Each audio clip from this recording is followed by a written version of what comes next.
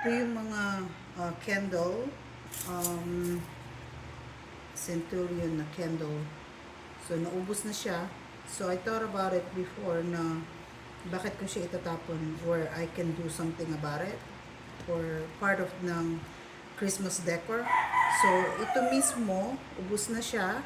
Like you can see all of this, ubos na. So, I thought about making this like an ornament. How can I do that? So, ang gagawin ko sa lahat ng to, mag-open ako ng hole. So, ito, tinan mo.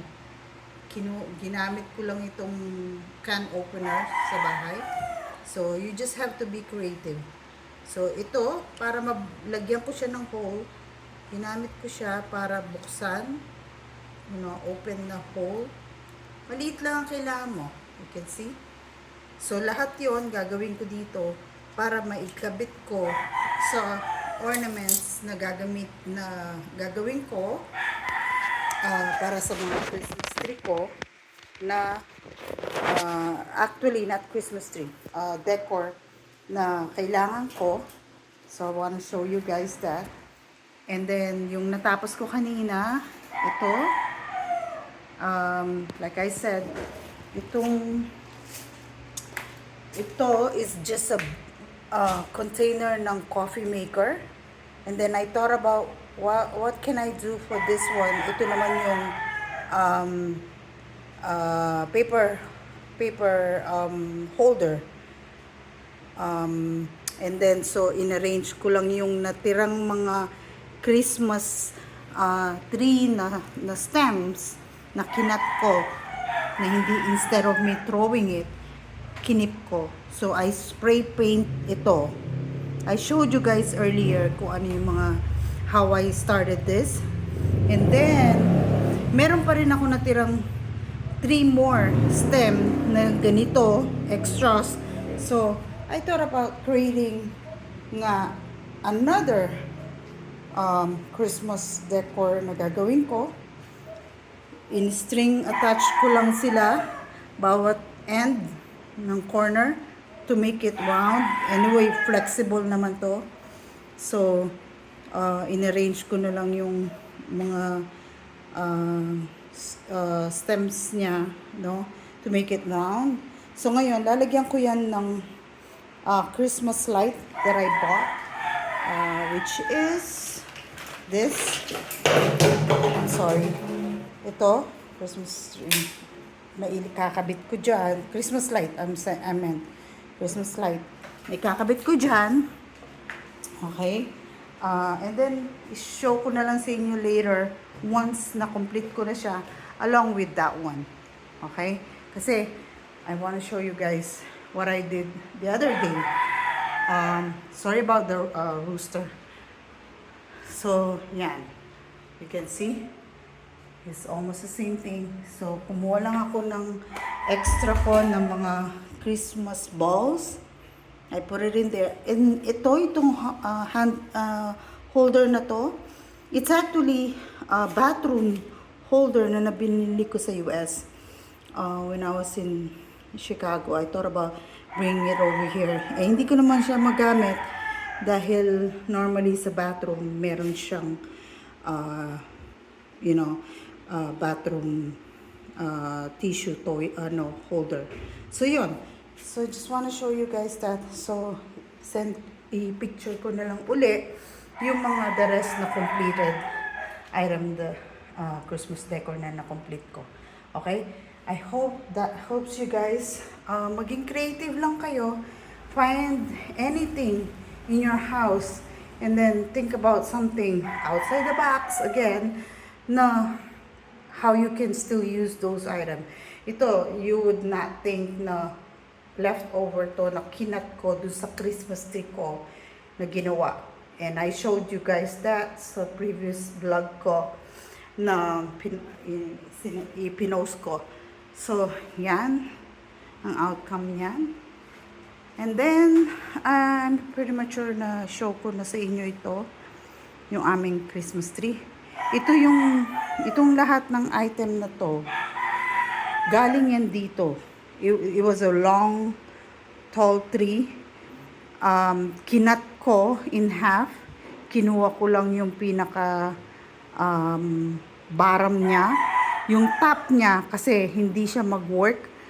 Itong middle part nito is not working properly. Kasi this came from my mother-in-law. It was her old Christmas tree before. So, inayos ko siya. And then, I got me, to make it look taller, ginamit ko yung isang coffee table ko dyan. Pinatong ko lang siya. And that's how it looks now. And I hope you guys like that. And I still also have one more that I created the other day here. Now, let me just show you quickly. Okay. See? Ito yung ginawa ko the other day. So, I hope you guys like that one. Okay?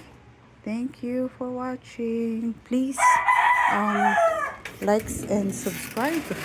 And please share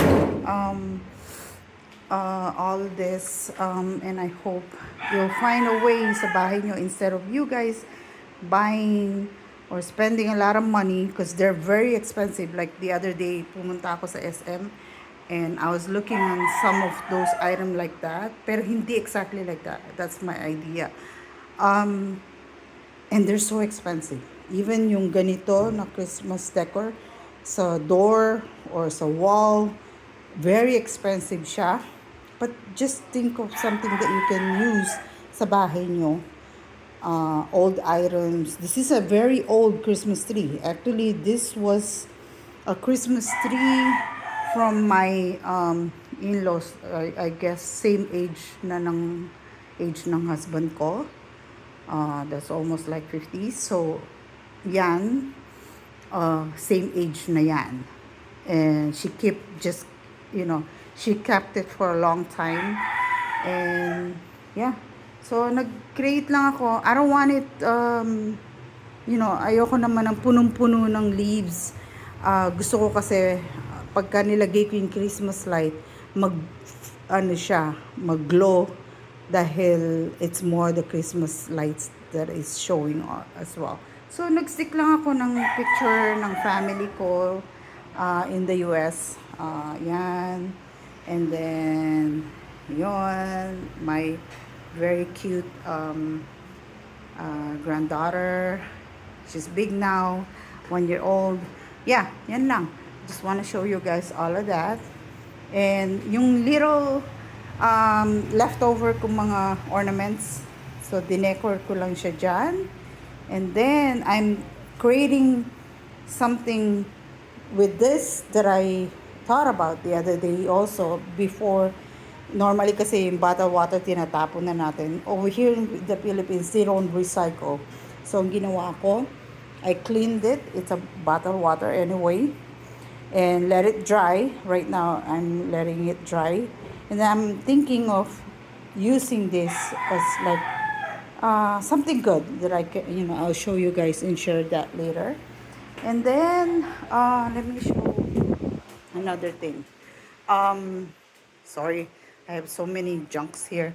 Ito, I created this the other day. Inayos ko lang yung little ornament that I have. And then yun, nakita niyo yun. Ano yun? Candy wrapper ng chocolate candy wrapper. Inayos ko lang siya. See? Diba? You just really have to be creative para magamit nyo instead of you guys tossing the stuff that you don't, you're thinking that you don't need at home. You can still use them. You just have to be really thinking outside the box. What can you do instead of throwing it? You can still help, diba? Okay, sorry about those because I have a lot of junk food there, especially when I work at night. Okay.